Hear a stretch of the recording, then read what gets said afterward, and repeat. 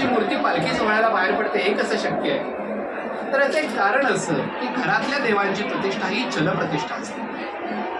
घरामध्ये देवांचं वास्तव्य असतं, पण कुठल्या काळापुरतं? तर जोपर्यंत आपण त्या देवांचं पूजन करतो त्या काळापुरतं घरात देवतांचं वास्तव्य.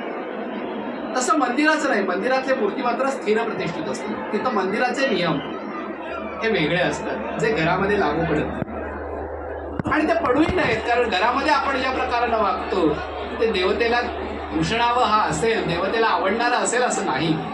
म्हणून घरातल्या देवांची प्रतिष्ठा ही चलप्रतिष्ठा असते आणि हे 9 दिवस आपल्याला अनुष्ठान करायचं आहे. म्हणून आपण घरातले देव हलवत नाही. मग घरातल्या देवांच्या स्नानाचं काय? तर फुलानं पाणी शिंपडून त्यांना रोज स्नान घालायचं.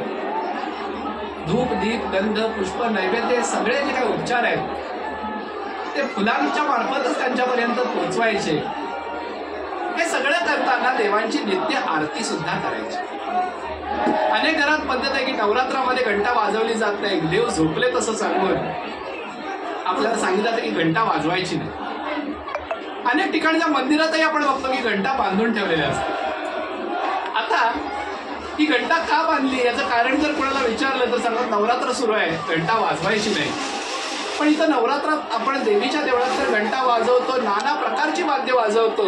इतकंच नव्हे तर करवीर निवासिनीच्या मंदिरात अगदी सकाळी 7 वाजल्यापासून रात्री 9 पर्यंत अखंड गाण्याचे कार्यक्रम, सांस्कृतिक कार्यक्रम असतात. त्या वाद्यांनी जागी होत नाही काही लोक.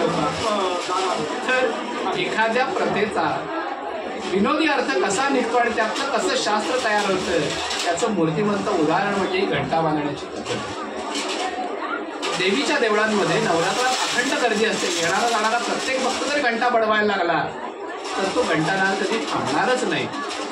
आणि हे होऊ नये म्हणून देवीच्या मंदिरातल्या घंटा या नवरात्र काळामध्ये बांधून ठेवल्या जातात. फक्त आरतीच्या वेळेला त्या वाजवल्या जातात. आता या प्रथेचा व्यत्यास धरून ज्या मंदिरामध्ये दिवसाकाठी 10-15 माणसं येतात अशा मंदिरातल्या घंटा सुद्धा बांधून ठेवल्या जातात आणि त्याचं बघून घरातल्या देवघरातल्या सुद्धा घंटा या वाजवायच्या बंद केल्या जातात.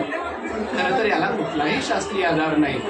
उलट आगमनार्थे तू देवानाम गमनार्थे तू राक्षसाम पूर्वे घंटा रव तत्र देवतावाहन लक्षणा असं घंटेचा मंत्र आहे. म्हणजे घंटा जिथं वाजते तिथं देवांचं आगमन होतं आणि राक्षस तिथून पळून जातात. म्हणजे घंटेचा आवाज हे देवाच्या येण्याचं लक्षण आहे. त्यामुळं घंटानाद हा घरामध्ये प्रत्येक वेळेला आरतीच्या वेळेला झालाच पाहिजे. आपण पाहतोय मणिकर्णिकेच्या तीरावर असलेल्या अगस्त्य ऋषी